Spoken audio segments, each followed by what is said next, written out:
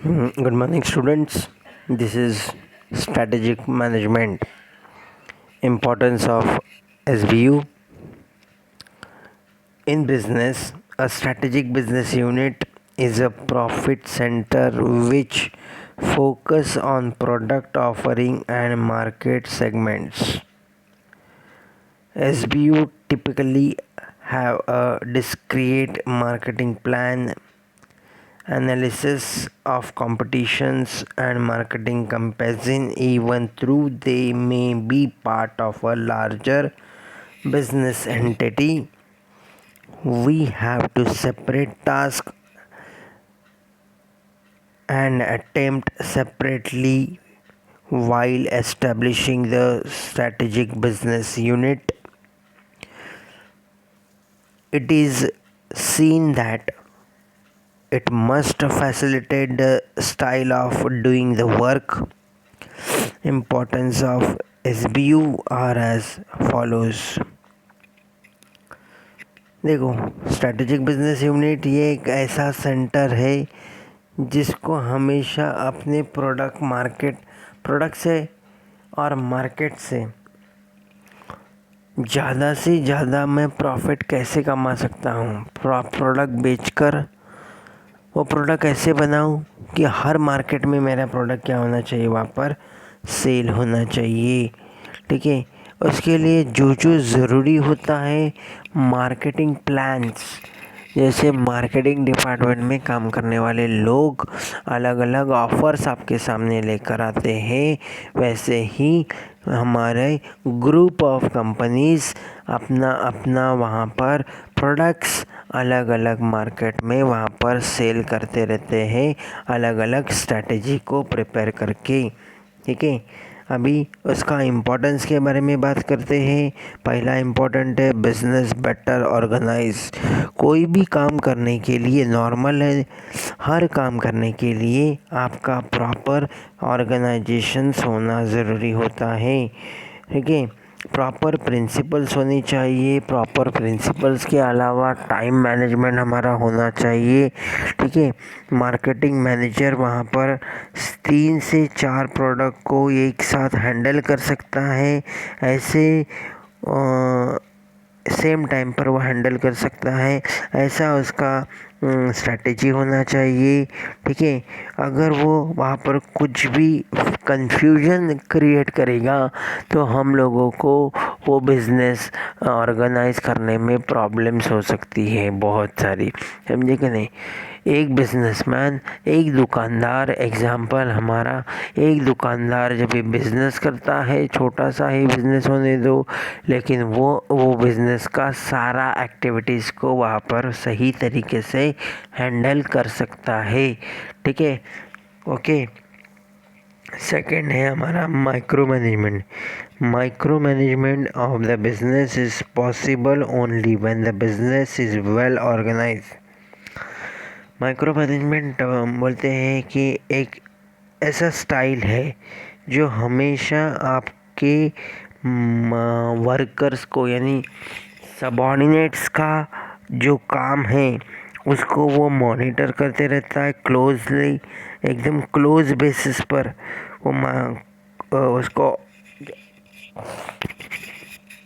वो उसको आसानी से वहाँ पर मॉनिटर करने का काम करेगा, देखने का काम करेगा। मार्केटिंग में जो प्रोडक्ट्स है, मार्केटिंग और प्रोडक्ट्स का जो काम है अपने सबॉर्डिनेट्स का, वो वहाँ पर आसानी से हो रहा है या नहीं हो रहा है ये देखने का काम करेंगे। जैसे कि यहाँ पर हम लोग बात कर रहे हैं HUL और P&G, यानी कि प्रॉक्टर एंड गैम्बल्स और हिंदुस्तान यूनिलीवर्स, ये जो 2 कंपनीज़ है इनके मार्केट में बहुत सारे प्रोडक्ट्स हैं अलग अलग नाम से। जैसे कि हम लोग यहाँ पर देख सकते हैं हिंदुस्तान यूनिलीवर्स का हम लोगों ने देखा हुआ है कि पेप्सोडेंट ये टूथपेस्ट है, उसके बाद हमाम ये उनका ही प्रोडक्ट है, समझे कि नहीं। ऐसे और भी बहुत सारे प्रोडक्ट्स हैं। और प्रॉक्टर एंड गैम्बल के बारे में बात करते हैं तो उनका वहाँ पर एरियल है, ठीक है, एरियल है पाउडर, उनको उनकी तरफ से है, और विक्स वेपोरब ये उनकी तरफ से है।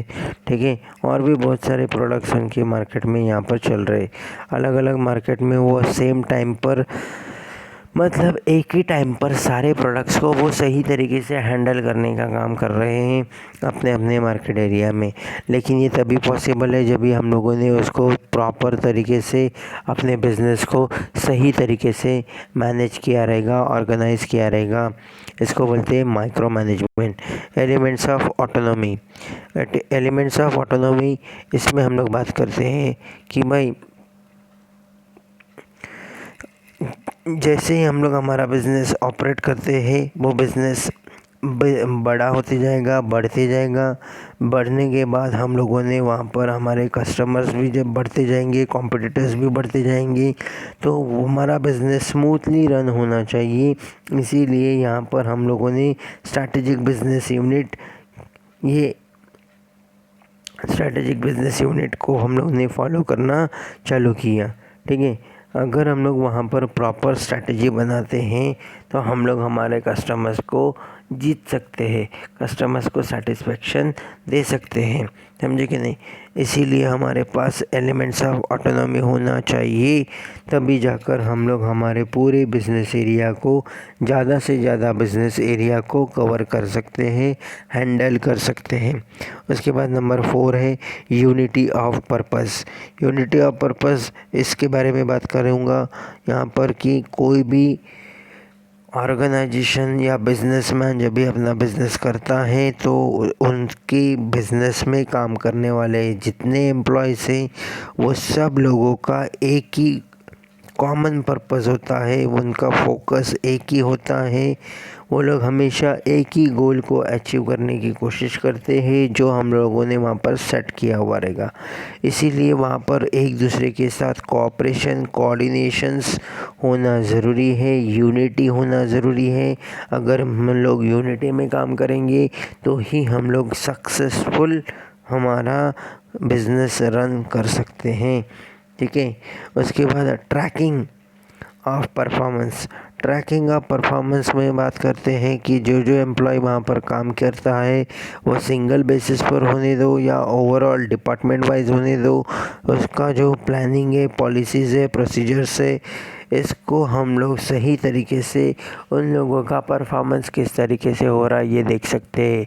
जब ये कंपनी में बिज़नेस कर रही है, अपना ऑर्गेनाइजेशन काम कर रही है, तो यहाँ पर हम लोग एग्जाम्पल के थ्रू देखते हैं थोड़ा सा। जैसे टाटा ग्रुप है, रिलायंस है, ये लोगों का अलग अलग का इसमें काम हो रहा है, अलग अलग प्रोडक्ट्स वो लोग मार्केट में बेच रहे हैं। तो वो उनका जो मैनेजमेंट है वो इस तरीके से देख रहा है कि वो मार्केटिंग डिपार्टमेंट के जितने भी एम्प्लॉयज़ है या मार्केटिंग पूरा का पूरा डिपार्टमेंट है, उसका मैनेजर से लेके वर्कर से लेकर अदर एम्प्लॉयज़ तक वो सही तरीके से वो काम कर रहे हैं या नहीं कर रहे हैं, जिसके कारण उनको बेनिफिट्स मिल रहा है या नहीं मिल रहा है, यानी उसका इफ़ेक्ट सही तरीके से होता है कि नहीं होता है काम का, तो उसका परफॉर्मेंस को वो आसानी से वहाँ पर ट्रैक कर सकते हैं।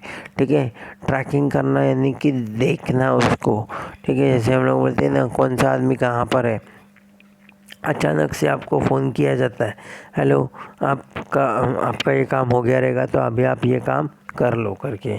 ऐसा कंपनी की तरफ से बहुत बार होता है।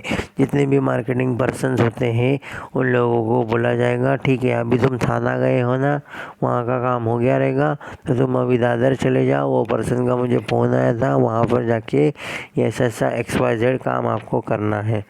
देखा गया तो जो मार्केटिंग पर्सन है वो थाना गया ही नहीं था, वो घर पे जाके सो गया था।